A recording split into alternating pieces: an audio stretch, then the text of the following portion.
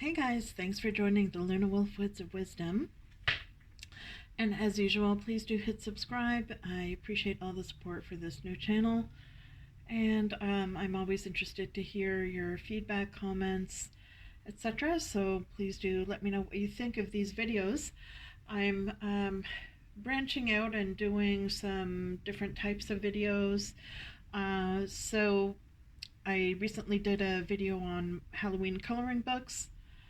And so I thought, why not do a video on my recommended picks for Halloween fiction books to get yourselves in the mood for Halloween. Halloween is one of my favorite times a year. And so I think this will help to put you in the mood for Halloween. And I hope everyone's having a good Hallows Eve. So let's get on with it. So this is a recent release. This is called For the Wolf. It's by Hannah Whitten. It says she's a New York Times bestseller. And this was published by Orbit. And I'll read you what it says on the back. It says, the first daughter is for the throne, the second daughter is for the wolf. So there's some reviews there, and it says, his eyes are away from her, to the waiting wilderwood beyond their ring of cleared ground. I warned you before, Red, none of the stories here have happy endings. As the only second daughter born in centuries, Red has one purpose, to be sacrificed to the wolf in the wilderwood, in the hope he'll return to the world's captured gods. Red is almost relieved to go. Plagued by a dangerous power she can't control, she knows that at least in the wilderwood she can't hurt those she loves again. But the legends lie. The wolf is a man, not a monster. Her magic is a calling, not a curse. And if she doesn't learn how to use it, the monsters the gods have become will swallow the wilderwood and her world whole. Hannah Whitten's richly imagined debut is a sweeping tale of love, legends, and the secrets that hide beyond the trees. So there is a magical component to the story. It's kind of like a modern retelling of the Little Red Riding Hood story. So I think this would appeal to the people who come to this channel. Definitely, it's got that magical element. So if you're having a rainy weekend as we are here, it's great to have some Halloween themed books to kind of get you in the mood. So there's that. And there's this one here called Ninth House, recommended by Stephen King. He says it's brilliant, impossible to put down. Anything that's good enough for Stephen King would be good enough for me, I tell you. Okay, so this is by Leigh Bardugo, published by St. Martin's Paperbacks. And on the back it says, the mesmerizing adult debut from Leigh Bardugo, a tale of power, privilege, dark magic, and murder set among the Ivy League elite. Galaxy, also known as Alex Stern, is the most unlikely member of Yale's freshman class. Raised in the LA hinterlands by a hippie mom, Alex dropped out of school early and into a world of shady drug dealer boyfriends, dead-end jobs, and much, much worse. In fact, by age 20, she is the sole survivor of a horrific unsolved multiple homicide. Some might say she's thrown her life away, but at her hospital bedside, Alex is offered a second chance to attend one of the world's most prestigious universities on a full ride. Where's the catch, and why her? Still searching for answers, Alex arrives in New Haven, tasked by her mysterious benefactors with monitoring the activities of Yale's secret societies. Their 8 windowless tombs are the well-known haunts of the rich and powerful, from high-ranking politicos to Wall Street's biggest players. But their occult activities are more sinister and more extraordinary than any paranoid imagination might conceive. They tamper with forbidden magic, they raise the dead, and sometimes they prey on the living. So that is Ninth House by Leigh Bardugo. So sometimes, you can find some really good fiction by new authors, and this is definitely one of them. And there's this. It's called When I Was You by Amber Garza. And this was published by Mira Press. Mira Books. Okay, so on the back it says, You meets fatal attraction in this up-all-night story of suspicion, obsession, and motherhood. One ordinary fall morning, Kelly Medina gets a call from her son's pediatrician to confirm her upcoming well baby appointment. It's a cruel mistake. Her son left for college a year ago, and Kelly's never felt so alone. The receptionist apologizes. There's another mother in town named Kelly Medina, and she must have gotten their numbers switched. For days, Kelly can't stop thinking about the woman who shares her name, lives in her same town, has a son she can still hold, and her whole life ahead of her. When Kelly just happens to bump into the single mother outside that pediatrician's office, it's a simple curiosity getting the better of her. But that curiosity quickly turns to obsession, and when one Kelly disappears, well, the other one may know why. Da da da. So yeah, it sounds quite surreal, kind of like a astral travel. There's two different realms happening at the same time. So that is When I Was You by Amber Garza. And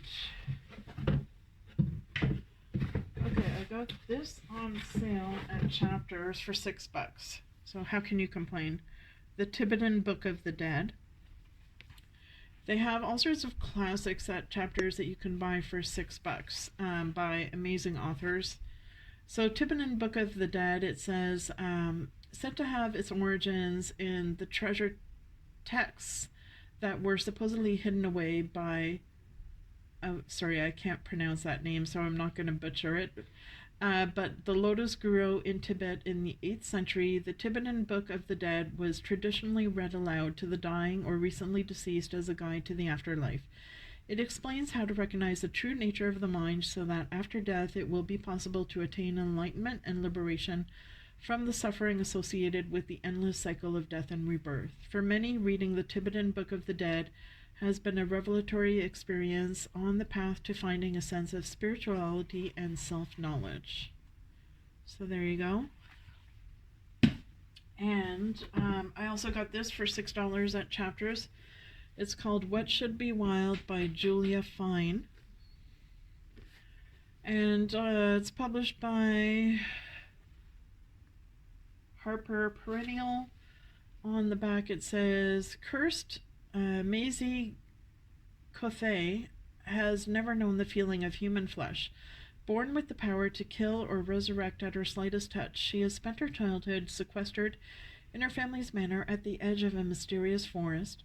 Maisie's father, an anthropologist who sees her as more of an experiment than a daughter, has warned her not to venture into the wood. Locals talk of men disappearing within, emerging with addled minds and stranger stories. What he does not tell Maisie is that for millennia her female ancestors have also vanished into the wood, never to emerge, for she is descended from a long line of cursed women. But one day Maisie's father disappears, and she must venture beyond the walls of her carefully constructed life to find him. Away from her home in the wood for the very first time, Maisie encounters a strange world filled with wonder and deception. Yet the farther she strays, the more the wood calls her home. For only there can Maisie finally reckon with her power and come to understand the wildest parts of herself. So that is What Should Be Wild by Julia Fine. And another goodie here is called The Invisible Life of Addie LaRue by V.E. Schwab. And this is published by TOR Press.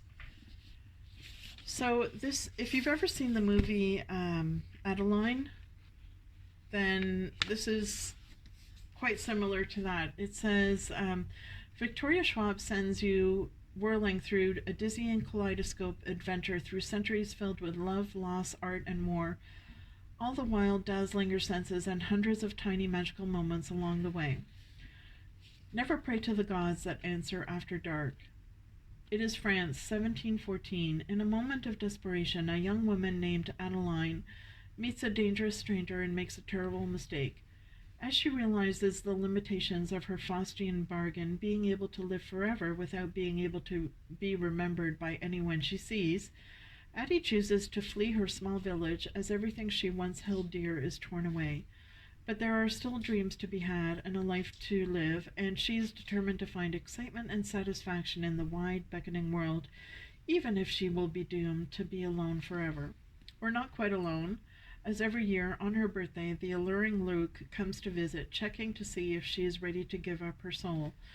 Their darkly thrilling game stretches through the ages, seeing Addie witness history and fight to regain herself as she crosses oceans and tries on various lives. It will be 300 years before she stumbles into a hidden bookstore and discovers someone who can remember her name, and suddenly everything changes again. In the vein of The Time Traveler's Wife and Life After Life, The Invisible Life of Addie LaRue is New York Times bestselling author V.E. Schwab's genre-defying tour de force. So that is The Invisible Life of Addie LaRue by V.E. Schwab. And another one that is not as new, but very good and highly recommended, is The House of Leaves by Mark Z. Danielewski. So this is published by Pantheon Books, and let's see what it says for the description. It says, years ago, when House of Leaves was first being passed around, it was nothing more than a badly bundled heap of paper, parts of which would occasionally surface on the internet. No one could have anticipated the small but devoted following this terrifying story would soon command. Starting with an odd assortment of marginalized youth, musicians, tattoo artists, programmers, strippers, environmentalists, and adrenaline junkies, the book eventually made its way into the hands of older generations, who not only found themselves in those strangely arranged pages, but also discovered a way back into the lives of their estranged children. Now, for the first time, this astonishing novel is made available in book form, complete with the original colored words, vertical footnotes, and never added second and third newly added second and third appendices. The story remains unchanged, focusing on a young family that moves into a small home on Ash Tree Lane where they discover something terribly wrong. Their house is bigger on the inside than it is on the outside. Of course, neither Pulitzer Prize-winning photojournalist Will Davidson nor his companion Karen Green was prepared to face the consequences of that impossibility until the day their two little children wandered off and their voices eerily began to return. Another story of creature darkness, of an ever-growing abyss behind a closet door, and of that unholy growl which soon enough would tear through their walls and consume all of their dreams. So it's quite thick. This is a newer edition of The House of Leaves. It's the remastered full color edition. So this is a recent release. So yeah, it looks like a fascinating new kind of spin on the novel. So looking forward to reading that and highly recommend it. And another good one is called The Cabin at the End of the World. It's by Paul Tremblay, and this is published by Morrow Fiction. So this came out in 2018. It says 7-year-old Wen and her parents, Eric and Andrew, are vacationing at a remote cabin in northern New Hampshire, far removed from the bustle of city life. They are cut off from an urgent hum of cell phones and internet. The closest neighbors are more than 2 miles away in either direction. On a summer day, as Wen catches grasshoppers in the front yard, a stranger unexpectedly appears. Leonard is the largest man Wen has ever seen, but he is friendly, with a warm smile that wins her over almost instantly. Leonard and Wen continue to talk and play until three more strangers, two women and a man, all dressed like Leonard in jeans and button-down shirts, but come down the road carrying strange, menacing objects. In a panic, Wen tells Leonard that she must go back inside the cabin, but before she goes, her new friend tells her, "None of what's going to happen is your fault. You haven't done anything wrong, but the three of you will have to make some tough decisions. I wish with all my broken heart that you didn't have to."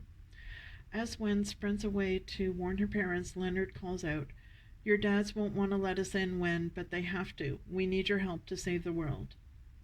So it's a horror thriller, and that is called The Cabin at the End of the Woods by Paul Tremblay. And I really like the paperback style. So often these days, novels are written in a much bigger format, like this type of a format, this size. So I really enjoy this size. And this is the last one. It's called Lamp Black, Wolf Gray. It's by Paula Braxton. And I have included this on my picks for fall books. If you haven't seen that video, you can check it out. But briefly, the synopsis is that artist Laura Matthews finds her new home in the Welsh mountains to be a place so charged with tales and legends that she's able to lift the gossamer fine veil that separates her own world from that of myth and fable.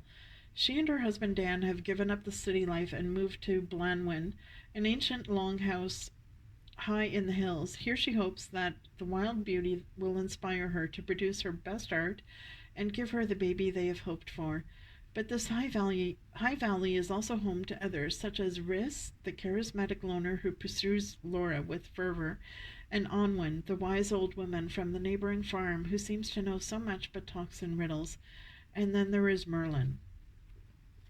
So this is a really good novel for Halloween. And again, that's called Lamp Black, Wolf Gray by Paula Braxton.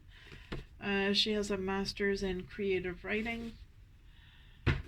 And I'm including a couple of other Halloween books that I forgot to include in my last Halloween comic coloring book video. So this is the adult coloring book for Halloween. It's got 100 unique designs, jack-o'-lanterns, witches, haunted houses, and more. And so here's a sample. So there's easy ones and more difficult ones, as you can see here. So highly recommend this for Halloween. Good for kids, good for teenagers, but it was designed for adults. So it's always nice to see an adult coloring book. And it does help you to unwind and just zen out.